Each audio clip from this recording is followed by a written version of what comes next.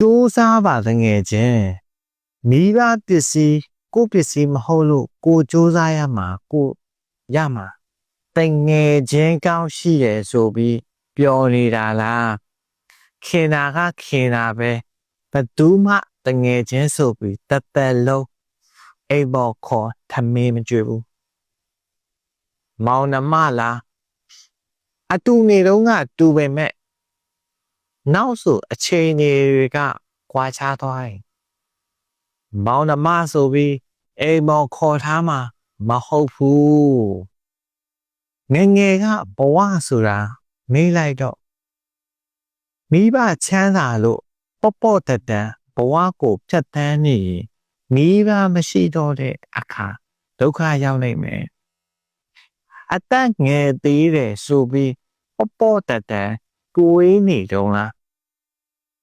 အသက်အရွယ်နဲ့မဆိုင်ဘူးတငယ်ချင်းငယ်ငယ်ကတည်းကစူးစမ်းရမှာအချိန်တန်နေရာတစ်ခုရမှာကြေးလာမှစူးစမ်းမယ်ဆိုကိုယ်နဲ့တန်းတူအပေါင်းအသင်းတွေနေရတဲ့အခေတ်ချေကိုကတော့အောက်ခြေကစားလုပ်နေရမယ်လောကမှာဘသူမှမိဘအရှိတ်တကြမနေရဘူးငယ်ငယ်တုန်းကတော့ပူစာတမျှရခဲ့ပေမဲ့အချိန်တန်ရင်ခွဲရတာ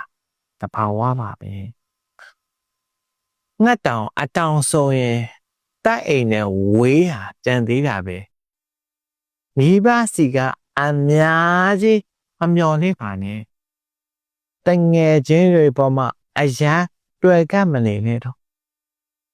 ဆွေမျိုးလားဆွေမျိုးဆိုတာကမိဘမျက်နှာနဲ့အရေးပေးတာပါမိဘမရှိတဲ့နောက်ပိုင်းသစိမ်းဆန်လာလိမ့်မယ်အရန်ချစ်တယ်ဆိုတဲ့သူတွေ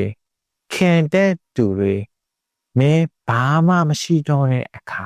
အရင်လိုဆက်ဆံအေးမျိုးပြန်မရနိုင်တော့ဘူးကြိုးစားပါလူအတိုင်းဝိုင်းကြားမှာမျက်နှာမငယ်အောင်ကြိုးစားပါလူတွေရဲ့ကဲရဲမှုကိုမခံအောင်ကြိုးစားပါဒီဗီဒီယိုလေးကိုအပေါင်းနှိပ်ထားပါ